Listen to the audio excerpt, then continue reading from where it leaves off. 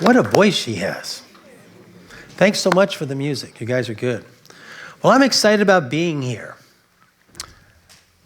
I met Reverend Larry, I think it was about 12 years ago. I was doing a seminar at Unity Church in Sacramento. And Larry gave the message that day. And coming out of the message, it was one of those wow experiences. I've never heard somebody able to blend their heart and mind as much as Larry does. He has an amazing capability for love, and as a result, an amazing capability of wisdom. You guys are very blessed to have him here. Yeah. Now, today we're going to talk about miracles. Scientists hate miracles, because a miracle by definition means it violates the law of nature. But the truth of the matter is, miracles happen all the time in science, especially in physics. Let me give you an example. Okay, we all heard this one. An object can't be in two different places at the same time, right? Wrong. I like that. It can be. When you all know about electrons. Electrons circle atoms. And when nobody's watching that electron mysteriously turns into energy waves. So not only is it in two different places, it's everywhere at the same time. Here's a big one, though. Einstein's law of relativity. That's probably as good as it gets in the world of physics. It is the basis of modern physics. And the pillar upon what that law is, nothing can go faster than the speed of light. Well, in 1931, two very, very famous physicists by the name of Schrödinger and Heidelberg proposed a theory called quantum entanglement. And what quantum entanglement is, if you have a couple electrons circling an atom, they become quantumly entangled, means beyond time, space limitations. So even if you were to separate them by 1,000,000 miles, they're still entangled. If you push on one of them, the other one would instantaneously go in the exact same direction. In fact, so instantaneously, if they were to communicate, it'd be faster than the speed of light. Einstein hated this theory. God doesn't play dice with the universe. At one point, he called it spooky action at a distance. The Buffon needle. Pardon? The Buffon needle. Buffon needle. Oh, good. You guys have been doing reading. So, when he was proven wrong in 1981. 1981, he was proven wrong. And then they redid the experiment last year in the new cyclotron. And they found that not only did the two electrons communicate faster than the speed of light, it was 10,000 times faster than the speed of light. If you're going to break a law of nature, you might as well go all the way. However, the spookiest thing in physics today is consciousness itself as being the fundamental creative force of the whole universe. Now, those who saw the movie What to Bleep, now there was a little section, they really didn't explain it very well, but there was a little section in there where they were shooting electrons and through a little slit, and they would all line up a nice, neat line on the back wall. And these electrons, as long as there was an eye watching them, remained electrons. The eye stands for consciousness. As soon as you took away the eye, the electrons magically turned into energy waves. So instead of one line in the back wall, you got 14 lines of energy patterns, of interference patterns. And it's very similar to the concept. You take a couple of pebbles and you drop them into a pond. They'll create little waves, and the waves will hit each other, and then they'll create new waves, and those new waves will hit each other, and pretty soon you got a whole bunch of waves. Well, it's very similar to that idea. Basically, the bottom line is that as long as there's no one watching the electrons, they magically turn into energy waves. Now, here's the bottom line. Without consciousness, you can't have particles. Without particles, you can't have a universe, because you can't have stars or anything else. So there has to be a consciousness that is watching these energy waves and creating something out of nothing. Well, you might guess who that consciousness is. But from our perspective, physics is saying, well, two very famous physicists from Stanford suggested maybe we're creating the universe every time we look out in our telescopes. And we are watching the universe, sending our consciousness out there, and bingo, that's what collapses these energy waves into galaxies and stars. I think that's a stretch. A couple of physicists from India have suggested maybe the quantum field is consciousness itself, being aware of itself. Personally, I think physics has discovered God. However, here's the interesting thing. We have consciousness. We have that same fundamental force within us that's creating the whole universe. So what does the research say about our consciousness? I like to differentiate in 4 different groups. The first group is the research on prayer, which, by the way, Unity Church has been an active participant in. One of the reasons I love Unity Church so much is they believe in their message so much they subjected it to scientific scrutiny by participating in many different prayer studies. The other one is the research on meditation, which is the research that I was involved with. Those of you who saw the movie What to Bleep know that we took 4,000 transcendental meditators into Washington, D.C. and actually changed the crime rates while we were there. And I was the first person to get any of these studies published way back in the 1980s. The third group is the research that shows that we can know things before they happen. And the fourth group is the research that shows that consciousness can even influence machines. This is from Princeton. A bunch of scientists and engineers kind of had an unbelievable experiment, which we'll talk about. So let's start off with the prayer research. Now, we're all familiar with the first prayer studies. They'd pray for one ward of the hospital. They wouldn't pray for the surrounding wards. And the ward they prayed for would get well faster, have less need for antibiotics, and better quality of life, in some cases less deaths than the surrounding wards. Now, most people poo-pooed this early research. They said that what was really going on, most scientists anyway, they said what really going on is the people doing the praying happened to pick the ward of the hospital that had the best doctors and the best nurses. And the people doing the praying had an uncanny knack for figuring out which of those wards had the best doctors and the best nurses. They were real good at it. So finally, in 1988, they did the first double-blind study done on prayer. Double-blind is kind of like the Cadillac version of research, as good as it gets. And they'd interspace people and random assign them to groups, and then they'd random assign them throughout the hospital so they wouldn't be located in one ward. And they'd pray for one group and didn't pray for the other group. And bingo, same results as the other prayer research. And this kind of surprised a bunch of people. And they did a whole bunch. There's probably been 250 studies done on prayer that are real well designed. And then eventually scientists said, okay, maybe there's something to prayer. But what prayer really is it's positive thinking. So the question I have is prayer just positive thinking, or is it something else? Now, you all know the value of positive thinking. You can't be coming to this church with Reverend Larry and not know the value of positive thinking. But it's an interesting question. Now, and my favorite prayer study of all time was one that was done by Unity Church in 1999 in Kansas City. And it was something called a triple-blind study. Now, what is a triple-blind study? Well, let's say I'm sick, and you're praying for me, and I get well faster because you're praying for me. But I don't know that she's praying for me. If I don't know it, then it can't be positive thinking, right? Does that make sense? Right. So they did a whole study like this. They call it a triple-blind study. The people doing the receiving of the prayers did not even know they were in a prayer study. So what they did is they took everybody that entered a hospital in Kansas City, which, by the way, is the home of Unity, for a whole 6-month period, 1,200 people. They split them in half, and they prayed for one group and didn't pray for the other group, and even the doctors and nurses didn't know what was going on, so there could be no interference anywhere. And guess what? Same results as the other prayer research studies.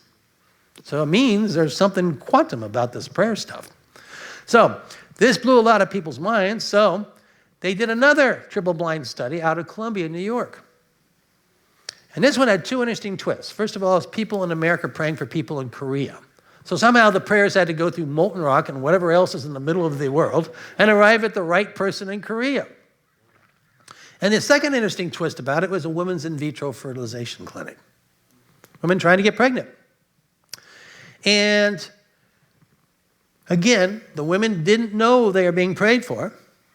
And the results were there was a 50% increase in the women getting pregnant who were being prayed for versus the other women. Brings up a whole new dimension to the idea of immaculate conception, but we won't touch that one. So, now, I should probably point out that not all the prayer research has come out significant. Just a handful of studies haven't come out significant out of the 250 studies that have been done. And there's been a whole bunch of them that were done kind of sloppily, experimentally wise. But as a whole, I think you can easily say that the prayer research is the most reliable research we've got out there.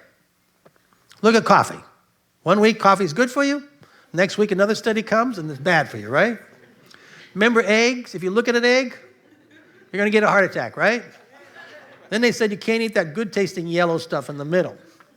Then they said, whoops, we're wrong again. It's not eggs that cause heart attacks. It is inflammation. Those 2 landmark studies in New England Journal of Medicine. But the bigger question is, how come even one of those studies on prayer came out significant? When you think about it. The real question, though, is because our brain waves and electromagnetic field in the brain doesn't get past our skull bone. So how can praying a person even 100 feet away, much less 1,000 miles, work?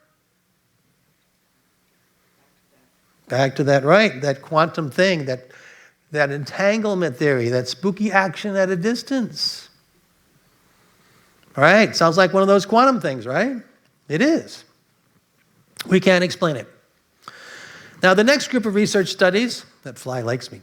The next group of research studies is the one that I was involved with, and it's the meditation research. Now, when we went into Washington, D.C., we'd already done about 25 studies. Like I said, I was the first person to get any of these studies done way back in the 1980s. And every one of them came out significant. That's the amazing thing. Not even one didn't come out significant. So we were sure that it would work when we went to Washington, D.C. We were so sure that we met with the mayor. It was Mayor Bailey. Reverend Barry, right. And he was the cocaine mayor. He was clean then.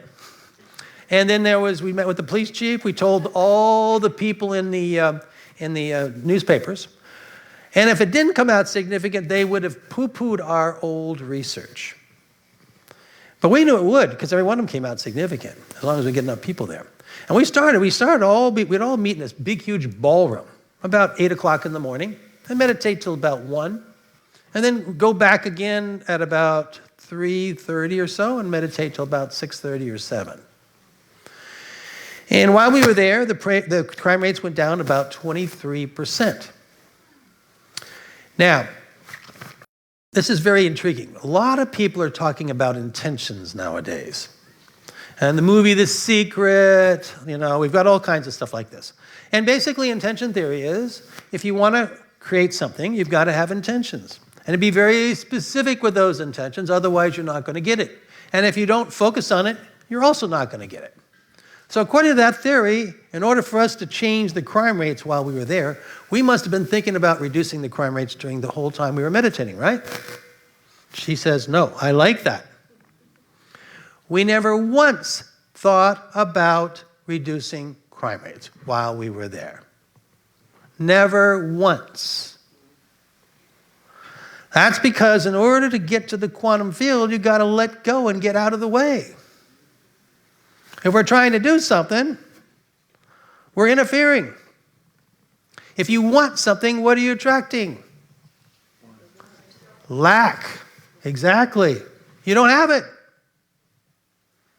You got to shift all of that around. So that's what we did. We got out of the way and let the divine flow through us. Whole different way of approaching the quantum. So the third group of research studies that we did that prove that our consciousness is quantum field based is the studies that show that we can know things before they happen. Now, this group of studies was done by accident way back about 12 years ago. And what happened was there was they had kind of like a psychic study. They had a bunch of TV screens, and in front of each TV screen was a person. And every 8 seconds, a new photograph was going to come up on the screen. And the photograph was one of 2 different varieties, the negative type and a positive type. The negative type was very, very gruesome, people in morgues. The positive type was going down to the beach over here. I just came from 10 degrees above zero, so I know where she just came from. Having snowstorms out there. So, so the only goal was simply to guess which one was going to come up in advance on the TV screen. And the people couldn't guess in advance which one was going to come up. But lucky for us, that's not the end of the story. Because by circumstance, the researchers hooked people up to something called a GSR machine, which is galvanic skin response, similar to a lie detector. What it does, it measures anxiety in your body. And what they anticipated, there'd be a spike of anxiety every time the negative photo was presented. But interestingly enough, they did not find a spike of anxiety when the photograph was presented. They found the spike of anxiety before the photograph was presented. 2 seconds before. Beyond time-space limitations. So they redid the experiment, same results. Then they looked inside the brain using an MRI. The whole brain would light up with anxiety about 4 seconds before the negative photo was presented. Well, they sat on those studies for about 12 years, until last year a very famous psychologist by the name of Dr. Bem, who's in every psychology textbook. I've taught enough psychology classes, I know. And he decided to revisit it using college kids. He did the study 10 times. 9 of them came out significant. He submitted to Journal of Social Psychology for publication. And they accepted it. They didn't believe it, but they accepted it. But the journal article editor said, we know this can't be true. How can you know things before they happen? So he's got to be making a mistake. We couldn't figure out what he did wrong, so maybe you can help us, meaning all the psychologists in the world, help figure out what he did wrong. It's so exciting to be living in a time when psychology is entering the quantum age, beyond time, space limitations. The fourth group of research studies is even more far out. These are the research studies from Princeton. And this group of engineers and scientists decided, well, if our consciousness is quantum field-based, let's build a quantum field machine and see if the two things can interact with each other. And that's what they did. They built a quantum field, what I like to call a random generator. It's not exactly like that, but basically it generates ones and zeros. And they use cosmic radiation from outer space. Cosmic radiation from outer space is very, very reliable. In fact, you can run atomic clocks on it. That's how reliable it is. So the output from the machines basically is 1010. And of course, cosmic radiation is quantum-based. And then they had college freshmen concentrate on these machines to see if they could change the output from 1010 to 111 or 000. And after hundreds of thousands of trials, there was a significant but very, very weak effect. Personally, I don't know how they managed it all, because remember, I was a freshman in college. I could barely get out of bed, much less influence a quantum field random number generator. But they were able to get these kids to do it. And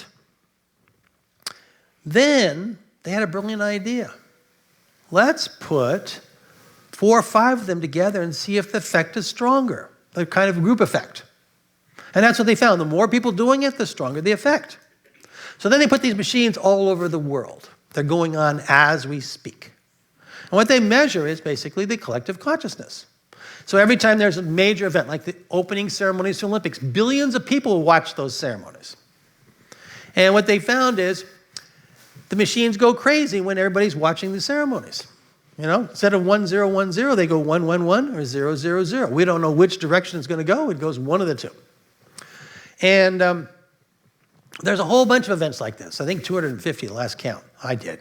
But it includes things like this Katrina, remember the hurricane, the tsunami, the OJ trial verdict, all kinds of stuff like that. Well, the machines were going on during 9/11. 2 amazing things happened during 9/11. First of all, the machines went crazy for 4 straight days. Nothing like that's ever been seen before. But even more than that, the machine started going crazy 4 hours before the event actually happened. That's before the terrorists even got in the airplanes. So we as a collective knew what was going to happen before it happened. Awesome stuff. So what I've done is I basically summarized 1,000 different research studies on consciousness, proving that our consciousness is indeed quantum field based, which means beyond time, space limitations. That's the way I define it. Now, there's several conclusions we can draw from this. The first one is life after death. Most scientists believe that our consciousness is simply a byproduct of our brain. Hence, when the brain dies, our consciousness dies. But if our consciousness is indeed quantum-based, which means beyond time, space limitations, our consciousness doesn't have to die when the brain dies. This is huge. And personally, I think science has discovered God in a roundabout way. This is huge. Another big one. Together, we can make a bigger difference than we can alone. When we come together and meditate together and do these prayers and meditations, we are indeed making a difference. So many people today feel as if they are helpless. Oh, this negativity, we can't do anything. But we already are making a difference. Just last month, there was a new study done on gay marriage. 65% of the people in America are now for it. Just 2 years ago, 65 were against it, including all of our presidents. Nobody did any political thing. It was just a shift in the collective consciousness. We're moving the collective consciousness to more compassion and more love. You see it all over the place. The crime rate's gone down in the last 20 years by 20%. Gun deaths are down by 20% in the last 20 years. Nobody talks about all this good stuff that's going on. We're making a difference. It's happening as we speak. We're not powerless. And lastly, but not least, everybody in here has doubts. Everybody, at one time or another. It is so refreshing to be living in a time when science is proving spirituality. And those deep truths that we know in our heart are proved by science. It washes away all the doubts. Science actually washes away the doubts. This is an exciting time to be alive. This is probably the most exciting time I've ever been alive. Thank you again for inviting me. Appreciate that. Okay, I wanted to say a few words about the seminar. And I've taught well over 20,000 people, mostly Unitics. And they have their own style at the Unitics. I love Unitics. But anyway, and the one question I always ask all my seminars, how many people know what their problems are, but they keep making the same mistakes over and over again? And everybody always raises their hands. First of all, I want to tell you it's not your fault. These are old brain pathways structured in our brain. We now have the technology to change these old brain pathways. We're going to do so in two different ways. The first way is the tapping. I think many of you have heard of tapping before. It's like I'm doing right now. You tap on the acupuncture points. Well, stimulating these acupuncture points while you're doing affirmations or negative, or what they call denials here, it actually changes the structure in your brain. But we're also going to do more quantum kinds of things. In order to do that, we're going to have to use what I call the love flow. So instead of wanting something to create the life of your dreams, because that's the title of our seminar, we are going to be sending love, giving love. But why not send the love when you're in a higher state of consciousness? So that's what we're going to teach you how to do. That's where the heart math comes in. Heart math is similar to what we did in the group meditation here at the church just a few minutes ago. So we're going to combine these two amazing techniques because the new frontier of energy work is to go after the subconscious, the part of the brain we're not aware of. And that's what we'll be able to teach you how to do. We'll also do some healings here. And as a matter of fact, Deepak Chopra and Bruce Lipton have both said, unless we can get to the subconscious, these techniques are not going to be very effective. And so what we're going to be doing is we're going to take this to a whole new level for anybody that's taken these classes before. So if you can't make the class, you're in luck. It's like you can take the seminar back home with you. There's some things you can get out there, CDs and DVDs. But I really heartily recommend that you come if you can, both days if you can. But if you can't come to both days, then you can come to one day, because we'll teach you how to manifest both days. And so today it'll be, I think, from 1 till 4:30, and then tomorrow from 6:30 to 9:30. But if you can't make today, you can come early tomorrow so we can catch you up. Come at around 5:30. And these classes will be life transforming. And if you want, if you can't come to anything and you just want to put your name on the mailing list, that way we can keep in touch. I'll send you a bunch of free stuff. So anyway, again, thank you very much for inviting me. Take care.